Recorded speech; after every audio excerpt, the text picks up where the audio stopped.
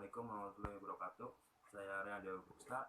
Di sini saya akan melakukan penanganan fisioterapi pada kasus lumbal 4 dan sakrum 3 dan 4. Oke, lanjut. Yang pertama ada pemeriksaan subjektif. Oke, pemeriksaan subjektif di sini ada dua nanti isinya, yaitu untuk keluhan utama dan waktu yang sudah dirasakan sudah mulai kapan dan penyebabnya apa. Oke, saya langsung saja tanyakan ke pasiennya. Bapak di sini keluhannya apa ya, Pak? Keluhannya saya belum bisa jalan mandiri, Mas, sama masih susah untuk menahan kencing.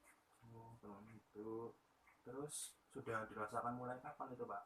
Sudah lama, sejak 2 bulan yang lalu. Oh, sudah 2 bulan yang lalu. Itu kira-kira penyebabnya apa ya, Pak? Saya kan kerjanya sebagai petani kelapa. Oh, petani kelapa. Saat memanjat pohon kelapa, saya tergelincir atau jatuh. Oh, ini lalu jatuh. Yang kedua yaitu ada pemeriksaan objektif. Pemeriksaan objektif ini nanti terdiri dari vital sign. Yang pertama untuk vital sign-nya sendiri, yang pertama ada tekanan darah, nanti ada denyut nadi, ada pernapasan dan ada suhu. Oke, yang pertama untuk tekanan darahnya sendiri, ya saya di sini akan melakukan pemeriksaan tekanan darahnya dulu ya, Pak ya. Nah, oke. Ini saya akan memakai stetoskop untuk mendengarkan sistol diastolnya supaya lebih jelas. Saya pasang dulu manometernya.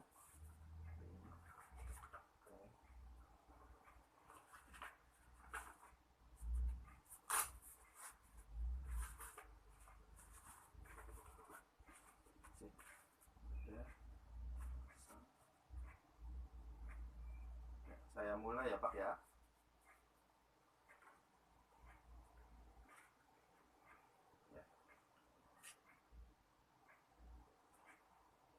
Oke.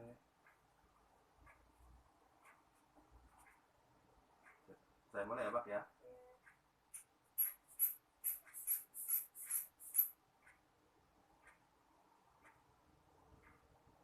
Oke, Bapak. Untuk tekanan darahnya normal 120/80. Nah, coba dulu.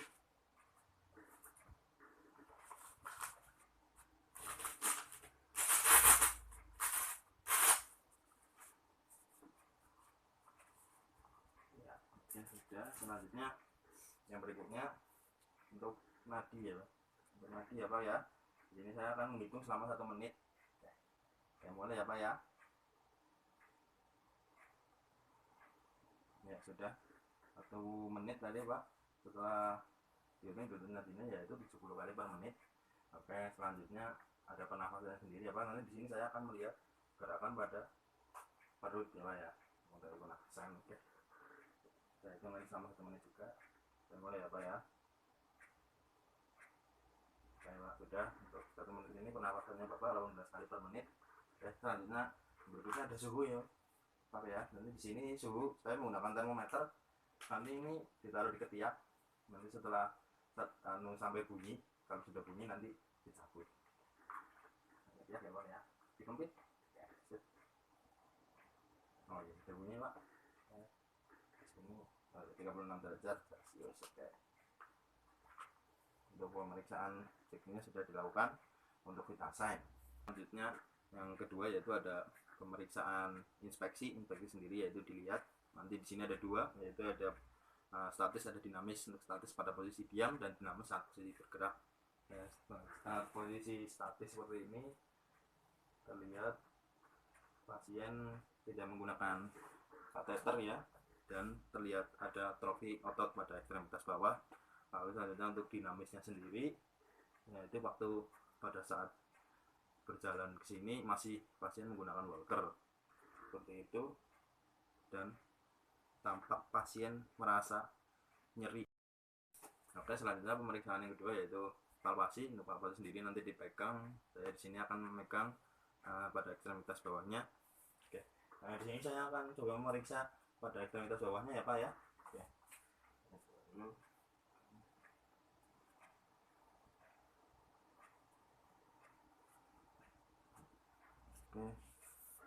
Oke, setelah saya cek tadi ternyata tidak ada pitting odem dan tidak ada spasme pada otot ekstremitas bawah. Oke, untuk perkusi dan auskultasinya saya tidak lakukan. Oke, untuk pemeriksaan selanjutnya yaitu PFGD. PFGD sendiri nanti terdapat pada 3 tempat, yaitu ada di knie, ankle, dan hip. Dan di sini nanti ada 2 gerakan, yaitu gerakan aktif, yaitu gerakan pada pasien sendiri, gerakan dari pasien, dan yang kedua ada gerakan pasif nanti dibantu oleh terapis. Oke, di sini yang pertama untuk gerakan aktifnya. Ya. Coba Pak, kakinya diangkat Pak. Oke, ya cukup. Ada nyeri apa enggak Pak? Enggak ya. Coba yang ke samping sebelah sana. Ya. Oke, cukup. Ya. Ada nyeri? Enggak ada nyeri juga. Oke, yang sebelah sini coba Pak. Oke, ini. Oke. Ya, cukup. Ada nyeri? Enggak ada nyeri juga ya. Oke, terus selanjutnya yang lutut, coba lututnya ditekuk Pak. Oke. Ya, cukup. Oke. Ada nyeri atau enggak Pak? Enggak ada ya. Oke. Selanjutnya untuk yang pergelangan kaki coba Pak. Ya, kakinya di seperti ini kan, yang ke atas. Ya, cukup. Ada nyeri atau enggak Pak? Enggak ada ya. Terus yang ke bawah coba. Ke bawah, ke bawah. Oke, cukup. Ya, ada nyeri atau enggak? Enggak ada nyeri juga ya. Oke. Ya, setelah dicek untuk gerakan aktifnya sendiri, yaitu tidak ada nyeri dari pasien dari semua gerakan, tetapi tidak full ROM, yaitu pasif. Di sini saya akan mencoba membantu menggerakkan pasien. Oke. Coba ya Pak ya. Nah, di sini coba nanti saya bantu ya Pak ya untuk naikkan kakinya ke atas. Oke. Ada nyeri atau enggak Pak? Enggak ada nyeri ya. Oke. Terus saya coba untuk yang sini Pak. Nyeri atau enggak? Enggak nyeri juga ya. Oke. Dan yang sini Pak. Nyeri atau enggak? Enggak ya. Oke. Ada nyeri. Nah, sekarang lututnya Pak. Coba ditekuk. Ada nyeri enggak Pak? Enggak ada nyeri juga ya. Oke. Terus selanjutnya untuk yang kaki coba Pak. Nah, ini saya coba membantu. Ya, untuk yang sini nyeri atau enggak Pak? Enggak ya, enggak nyeri. Terus untuk yang sini nyeri atau enggak? Enggak nyeri juga ya. Oke. Ya, di sini saya sudah melakukan pemeriksaan untuk gerakan pasifnya sendiri. Nah, sama seperti yang tadi, tidak ada nyeri, akan tetapi tidak full RO. Yang berikutnya ada muscle test. Itu di sini bertujuan untuk mengetahui kekuatan otot pada ekstremitas bawah pasien. Ya, di sini saya akan memberikan sedikit tekanan, maka nanti supaya kita bisa tahu nilai dari kekuatan otot pasien tadi. Oke. Ya, di sini saya coba. Ya, coba nanti Bapak kakinya ke atas, nanti saya beri tekanan sedikit ya Pak ya. Oke, coba dimulai Pak. Naik. Ya, coba Pak. Oke, setelah saya melakukan pemeriksaan pada MMT-nya tadi, kekuatan ototnya sendiri yaitu nilainya 2, karena pasien itu mampu menggerakkan, akan tetapi tidak mampu untuk melawan gravitasi. Oke, selanjutnya itu ada pemeriksaan neurological test. Neurological test itu untuk mengetahui sensibilitas, dan di sini biasanya dilakukan pada dermatom. Di sini saya akan melakukannya yaitu tajam tumpul, yaitu menggunakan alat ini yaitu kamera refleks. Di sini ada tempat untuk tajam tumpulnya seperti ini, untuk yang tajam, dan ini untuk yang tumpul.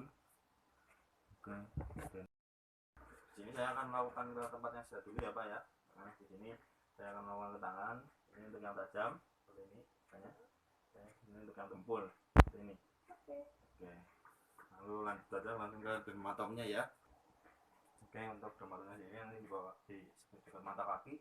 Oke, di sini saya akan mengetesnya ya Pak ya. Oke, ini rasanya apa Pak? Oke, ini rasanya tumpul. Terus kalau yang ini? Oke, terus sekali lagi ya Pak ya, yang ini?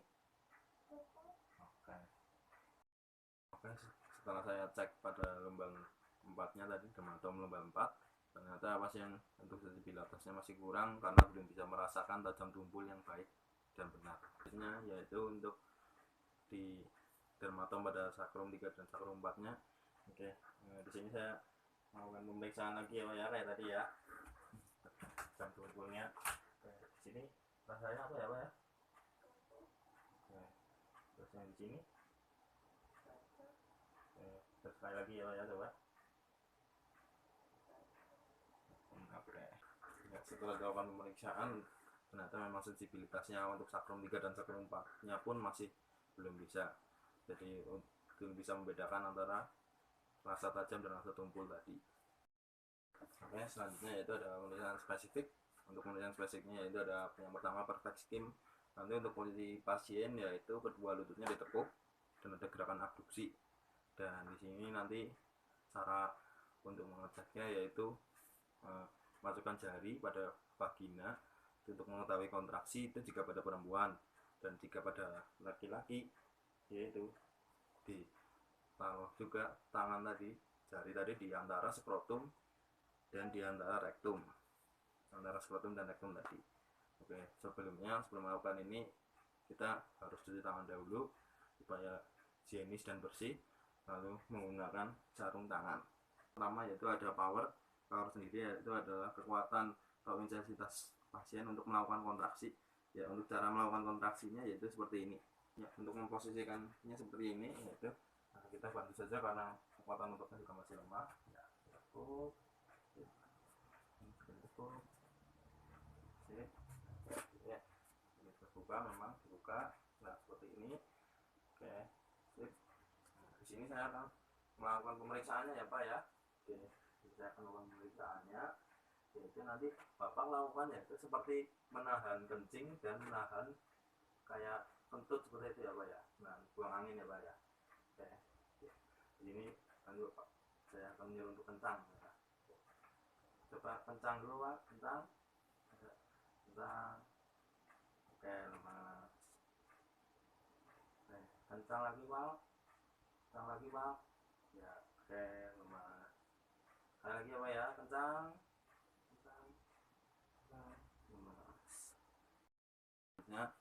Ada endurance. Untuk endurance yaitu normalnya 10, tapi jika pasien disuruh untuk mengencangkan dan hanya kuat sampai 7, berarti kita menghitungnya yaitu 6 karena mengurangi dari nilai itu, karena biasanya kalau 7 sudah mengendur, dan misalnya jika nilainya jadi bisa sampai 8, berarti kita menghitungnya hanya 7. Oke, langsung lanjut saja. Ya, untuk caranya seperti ini.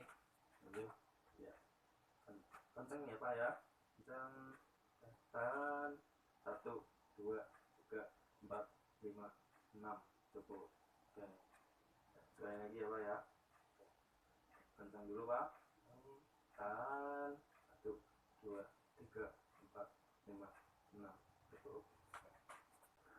Oke, setelah dilakukan pemeriksaan seperti tadi, untuk endurance sendiri yaitu nilainya 6 karena di angka 7 pasien sudah mundur, hingga kita hitungnya dengan 6. Oke, lalu selanjutnya itu ada repetisi. Untuk repetisinya sendiri sebenarnya berhubungan tadi dengan endurance tadi, yaitu caranya itu dihitung lagi 1 sampai 6, lalu pasien sudah ditahan selama 4 detik, dan lalu kita hitung lagi 6 lagi sampai 6 lagi. Selanjutnya itu ada fast. Untuk fastnya sendiri nanti untuk instruksinya yaitu untuk kencang, lepas, dan instruksikan kepada pasien. Untuk nilai normalnya yaitu 10. Ya, ini selanjutnya ya Pak ya. Ya, saya mulai ya Pak ya. Oke, kencang, lemas, kencang, lemas, kencang, lemas, kencang, lemas. Ya, untuk penilaian tadi untuk fase sendiri pasien mampu melakukan 6 kali. Oke, selanjutnya untuk pemeriksaan berikutnya ada untuk pemeriksaannya menggunakan untuk aktivitas sehari-harinya yaitu menggunakan index cards. Index cardnya sendiri nanti biasanya ke poin-poin tertentu, yaitu seperti untuk mandi, berpakaian, atau untuk aktivitas sehari-hari seperti kamar kecil atau makan, minum, memakai baju, dan sebagainya. Dan di sini pun nanti ada poin-poinnya tertentu. Untuk poin-poin tertentu seperti nanti pasien mampu melakukan secara mandiri, atau pasiennya masih memerlukan bantuan, atau masih tergantung oleh alat seperti itu. Oke, selanjutnya untuk diagnosa fisioterapinya itu ada yang pertama ada body structure. Untuk body structure sendiri yaitu adanya atrofi pada otot ekstremitas bawah, dan selanjutnya adanya kelemahan otot dan adanya gangguan sensibilitas pada ekstremitas bawah. Lalu selanjutnya untuk body functionnya sendiri, yaitu adanya keterbatasan pada ekstremitas bawah. Selanjutnya untuk yang activity limitationnya sendiri, yaitu pasien itu tidak dapat berjalan secara mandiri, masih menggunakan alat seperti tadi, terus masih belum mampu untuk menahan kencing, untuk merasakan kencingnya tadi, lalu adanya gangguan sensibilitas juga pada ekstremitas bawah. Oke, sepertinya untuk participan restriction-nya sendiri yaitu pasien belum bisa untuk bekerja sebagai petani kelapa untuk mengambil kelapanya lagi, atau selanjutnya bisa masih terganggu pada ibadah karena masih kesulitan untuk jalan dan untuk melakukan gerakan lainnya pada ekstremitas bawah. Lalu selanjutnya untuk olahraganya pun masih belum bisa, dan untuk rekreasinya pun masih belum bisa. Untuk program fisioterapinya sendiri, lanjut yang pertama ada jangka pendek. Untuk jangka pendeknya yaitu sesuai dengan diagnosa fisioterapinya tadi, yaitu kita bisa diagnosa untuk jarak pendeknya yaitu untuk mengurangi atrofi, untuk meningkatkan kekuatan ototnya, lalu bisa juga untuk meningkatkan sensibilitasnya. Lalu untuk jangka panjangnya sendiri yaitu melanjutkan yang jangka pendek tadi dan mengembalikan aktivitas fungsionalnya seperti semula. Nah, berikutnya untuk intervensi fisioterapinya sendiri. Untuk intervensi fisioterapinya sendiri, karena pasien masih untuk MMT-nya masih 2, di sini bisa dilakukan yaitu seperti positioning, miring kanan miring kiri. Lalu bisa juga untuk transfer ambulasi dari posisi tiduran ke duduk lalu ke berdiri. Kalau bisa langsung ke berjalan nanti menggunakan alat jika memang ada. Lalu bisa juga menggunakan active assisted, aktif yaitu tapi masih memerlukan bantuan. Bisa juga menggunakan Kegel exercise. Bisa juga diberikan bridging dan bicep tilting. Oke, yang pertama yaitu untuk positioning, miring kanan miring kiri, seperti ini caranya. Oke, lanjut untuk yang pertama positioning. Positioningnya yaitu untuk miring ke sebelah kiri karena kiri yang sakit, jadi nanti menggunakan kanan yang sehat untuk miring. Seperti ini caranya. Oke, nah ini ditekuk siapa ya? Oke, sip. Nah ini nanti dimiringkan, sekalian badannya ikut miring ya Pak ya. Kan yang ekstremitas atas sama atas ya, yuk. Ya, ini untuk miring ke sebelah kiri. Dan untuk transfer ambulasinya yaitu nanti pasien dari posisi tidur ke posisi duduk dulu, habis posisi duduk lalu nanti kita posisi keberdirikan. Oke, untuk caranya seperti ini. Di sini kedua kaki di muat aku terbuka Pak ya. Siap. Nanti untuk posisi miringnya ya Pak, jadi bagian bahu sama bagian panggul nanti gerakannya bareng ke arah sini ya Pak ya. Oke ya, coba semuanya Pak. Bareng sini miring. Nah, kan ini kaki yang ini sehat Pak, dorong kaki yang sakit, dorong ke depan ya, terus sampai jatuh kakinya Pak. Nah, sip. Terus nah di sini tangannya Pak untuk tumpuan. Oke, nah sip. Nah untuk posisi duduknya seperti ini, tinggal kita luruskan kakinya. Nah udah, ini kita ya, ada rasa pusing atau enggak Pak? Enggak. Posisi duduk enggak ya? Oke, enggak ada rasa pusing. Selanjutnya tinggal kita posisikan ke berdiri. Bisa untuk berdirinya yaitu bisa kita pegang pada bagian pinggang, bisa juga kita bopong, itu bisa pasien menggunakan tangan sini seperti ini berdiri supaya lebih seimbang ya. Oke, sip. Nggak ada rasa pusing ya Pak ya? Enggak.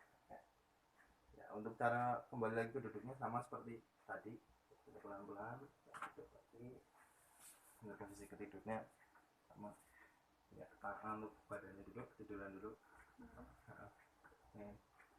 Dulu ini saya oke. Sip. Nah di sini saya tidak melakukan latihan untuk berjalannya karena di sini saya tidak mempunyai alatnya, yaitu bisa untuk alatnya sendiri sebenarnya bisa menggunakan walker. Nah di sini saya tidak punya, jadi di sini saya hanya melatih sampai ke berdiri saja. Oke, selanjutnya sebenarnya bisa dilakukan untuk latihan bladder training, tapi di sini karena pasien saya tidak menggunakan kateter, tidak terpasang kateter, dari di sini saya tidak melakukan bladder training. Di sini pasien saya menggunakannya pampers. Untuk rencana evaluasinya tadi yaitu bisa yang pertama menggunakan perfect skin, lalu menggunakan MMT untuk kekuatan otot ekstremitas bawahnya tadi, lalu selanjutnya index card tadi untuk aktivitas fungsionalnya dan aktivitas sehari-harinya juga. Lalu untuk edukasinya sendiri, pasiennya yaitu pasien disuruh untuk melakukan latihan yang sudah diajarkan oleh terapis tadi, ya mulai dari awal sampai akhir terapi, dan mungkin jika memang masih butuh bantuan bisa dibantu oleh keluarganya, seperti itu supaya pemulihannya lebih cepat. Oke, mungkin Cukup sekian dari saya. Bila ada kesalahan saya mohon maaf. Assalamualaikum warahmatullahi wabarakatuh.